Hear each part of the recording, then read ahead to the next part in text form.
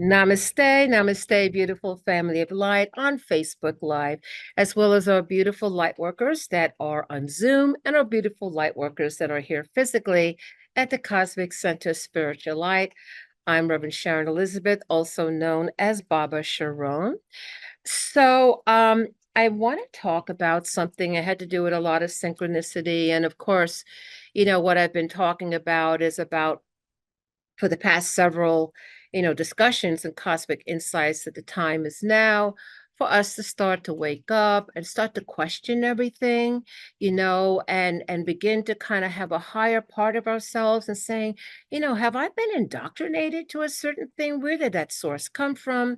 And now, because we are in the age of Aquarius, okay, and it is, and I remember for years it said all that has been hidden will be revealed. All that has been hidden. I remember this like for 25, 30, 40 years now. Okay, that all that is hidden will be revealed. Well, in the age of Aquarius, we found the Nag Hammadi, Gnostic Gospels. Before that was the Dead Sea Scrolls. There's more. The Sumerian tablets are out. Before there was only scholars that could see the from Egypt, the prayers of the dead. It's like all of this now is becoming very accessible now. It is raising up. And in our age now, okay, we have access of this like this. As I always say, you could go into the Congress to the what I forgot the name, the Library of Congress, okay, on your phone and look up stuff. So that's where we are. And I want to just emphasize again, because now more than ever, the general population has access to information we never had before. So we don't necessarily have to go by it, even as well-intentioned as it might be, where you're saying, okay, guys, we're reading this and we're interpreting, say, the Bible or whatever. And we're going to tell you, okay, basically what it says and what it means. And we already know that everything is subject to interpretation. All right, we look at our world. So the question is, well, are you not entitled to have your own interpretation of things? Can you not use your own critical thinking skills and look into things as you walk your spiritual journey? And what I've been talking about a lot, is the whole idea of gnosis, and the idea of gnosis where it is a direct knowing. It's real. It's absolutely real. And the Gnostics have talked about this, and as we walk on our spiritual path, different levels of ourselves begin to come online. And the Gnostics have always said, you don't have to go through somebody else to get to the divine. You could go direct, because guess what? The kingdom of God is within you. Okay, so we have the macro and we have the micro. And a lot of the prayers, the meditations, and the anchoring light, it is that connection of the macro and the micro, because it's one and the same. Everything now, I want to mention something, is where you begin to see patterns, right? If you just look at nature, for example, all right. But also, I was reading, because I'm really into these ancient books that I have not been privy to in the past. And now they're just so available. And there are other people talking about it. It's not just me. And I want to tell you about one of them, okay? Because I think it's very good to know various perspectives, right? So, this is what the Hebrews are saying. This is what the Gnostics are saying. This is what the Cathars are saying. This is what the Sumerians are saying. Okay, this is what the Babylonians are saying. I mean, you can honor what perspectives, and you'll begin to see that there's a theme as you go into this. Okay, on your own journey, you can start connect your own dots and saying all of them slightly variation, slightly different, but there is a core theme that's in all these ancient writings, and our ancestors are saying, whether they put it in a petroglyph, okay, or they put it, on stone, or I just had a naughty reading, okay, where in India, where they put it on a leaf. They already know you're coming in from the Maharishis from thousands of years ago. So you really have to like, I got to open up my mind, okay, take off these blinders and open up to a plethora, okay, which I think is it's exciting too. It's like a journey. It's like a great adventure. Like, wow, what else am I going to learn or understand? And when you do that, when you choose to make known the unknown, when you say, I want to understand, then of course that information you're going to bring to yourself and you're going to be on this amazing journey. So anyway, I have really been into the direct writings of very ancient text. This correlates with the keys of Enoch, okay, that I do study. This with Dr. Hurtak, okay, and that is like Enoch, you know, Enoch, the scribe, Metatron, okay, all of this stuff. And I see now having this gnosis, because there's always a new leveling up. When you go back to these same writings, you get another level of information. So whether that's the Torah, whether that's the Bible, whether it's the Gnostic virgins, and I always recommend if somebody is hiding information, that means you should read it. That's all I'm going to say, right? They feel like, no, we don't want you to read this, and they're hiding it or they're burning it, or somebody felt they had to go out of their way, like the nobody who knows who the prophet Mani is, but that prophet Mani is where the word Manichaean comes in. Manichaean, bringing light to darkness. Okay, they tried to eradicate him, but some disciple went ahead and hid his writings, which he was saying and talking about, the Christ and the office of the Christ and Jesus. And this is not the world, it's something else. And this is what you have to do to get out what he's saying way back when, thousands of years ago, the Matrix or Maya. Here's some steps that you can do. So it's very interesting how seekers, okay, as you continue to seek, begin now more than ever to attract information and can understand the thinking, particularly when you are old enough like me, okay, where you can see the patterns, nothing new under the sun on this planet, nothing new at all. In fact, if you look at it, you'll see that it's sort of like a repeating cycle that's going over and over again. You question, well, why is that is? Why is it the rise and the fall, the rise and the fall, the rise and the fall? What's with that loop? Okay, that's going to force you now to seek, like, why is this happening? Well, there's a lot of information out there, but there's one thing I did want to share. I got to not so much read, but to hear, really, the Lament of Hermes. And for those of you, is known as Hermes Trismegistus.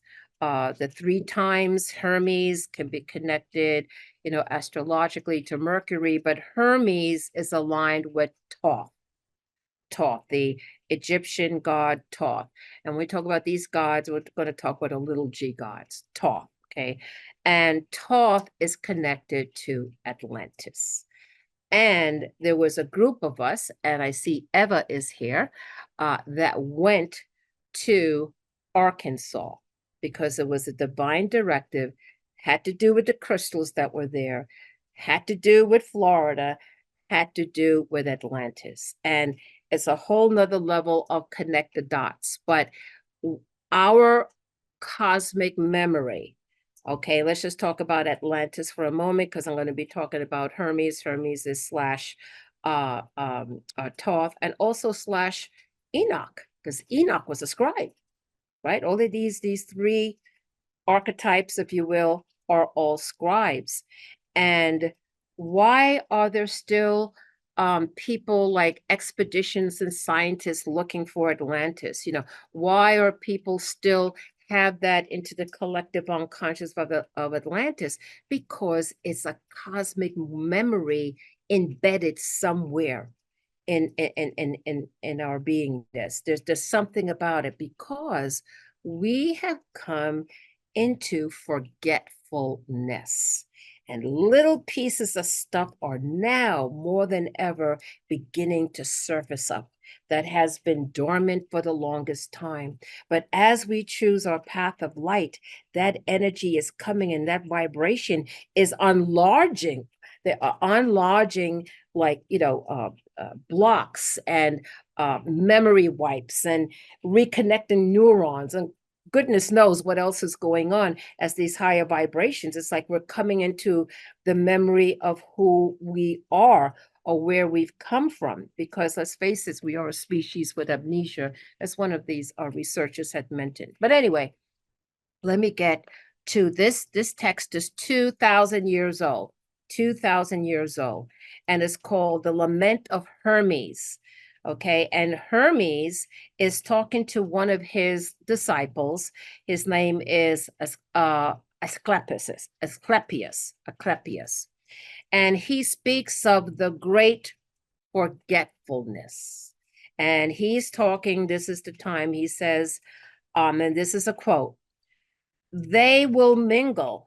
So what he's saying is this: all the great gods, that were there. So let's just say the Egyptian gods, and they're really talking about there's a lot of information in Egypt. In fact, if you see Egypt and understand the layout, okay, and those hieroglyphs, you can remember exactly what they mean. They had the Rosetta Stone, but there's so many layers of information that have been forgotten.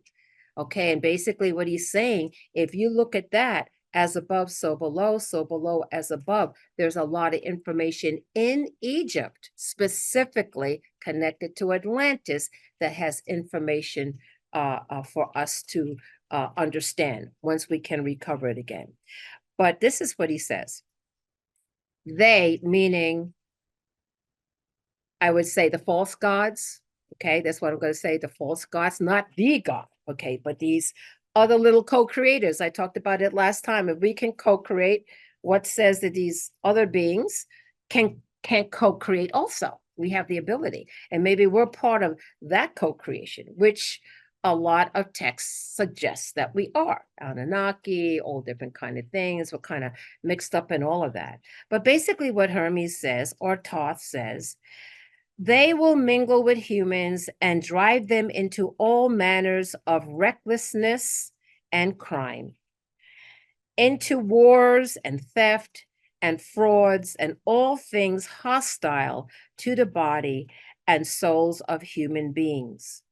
So the thing is that we are forgetting the ancient information and the wisdom of Egypt, but there is good news. Okay, you're like, oh man, what are we going to do? But there's good news, because he's saying that as we choose to be our authentic selves, as we choose to walk that path of light, as we choose to go beyond our fear, as we choose to make known the unknown, as we are committed, even though we already know what's going on, we don't have to go into that. What we got to do is hold our positions and our commitment to our spiritual path of light.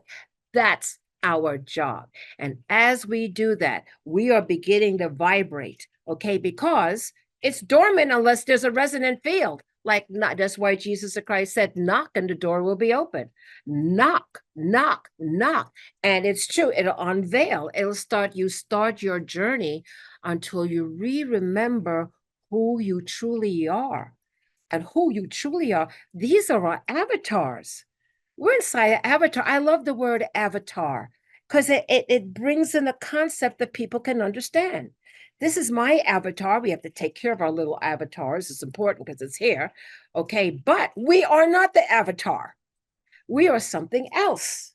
And it's that something else that we have to unlock even as we walk this physical world. And that is where, and Nona Anchoring Light have said it many, many times, that humans, us humans here on this earth, are one of the greatest alchemists, because it's taken from a 3D, from a physical, three-dimensional vibration, the transmutation, transfiguration, and transcendence into a higher frequency of light, 5D, which is where we're going. That's the ascension. That's what we want to do. So what can we do right now is you could put forth the intention to say, I want to remember who I truly am. I want to remember. I now want to seek knowledge on my path. Okay, because I will tell you, before we leave this avatar body, it would be good for us to be awake. Because when we go on the other side, it's going to be dependent on the consciousness that you have. And if you remember who you are, okay, and it's a whole nother dynamic that will take place. Now, I'm going to tell you something that's interesting. I wasn't sure I was going to say, but I'm going to say it. I've always felt, for me personally, and I'm sure for many of you, okay, there was one thought like saying, oh my gosh, for us to ascend and get out of the matrix, new word, or Maya, it'll take like 1,000,000 lifetimes.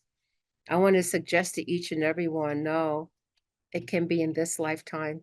It absolutely can. And I got verification of that from a Maharishi who said it on a palm leaf that I just heard that was written thousands of years ago. Thousands of years ago. It's we're on a journey. I'm very excited. This is like a great adventure. We're all going and moving in our own way. Okay. And each one is such a precious puzzle piece. You are a puzzle piece to a much larger story. And the best you could do is be your authentic self and have the courage to move forward in what you think. Okay. And trust your critical thinking skills, because that way you can't fall into traps. That way you cannot fall into the traps that are out there. And if you look at it from the higher observer perspective, you're not involved here in the chaos and the duality back and forth. You're staying centered here as the cosmic observer and stay that connection. It's just an amazing unfoldment. And you live your life with peace, balance, and joy. And you are that example for others that will help also for them to start to wake up as we together collectively work with our beautiful planet for the ascension and beyond. So with that, I'm going to say namaste to our beautiful family of light that is watching this on Facebook Live currently, as well as when it comes onto your feed. Know that you're invited to be a part of the actual transmission meditation itself. Just go on our Facebook page and you'll see Anchoring Light Transmission Meditation with Baba Sharon. See you next time. Namaste.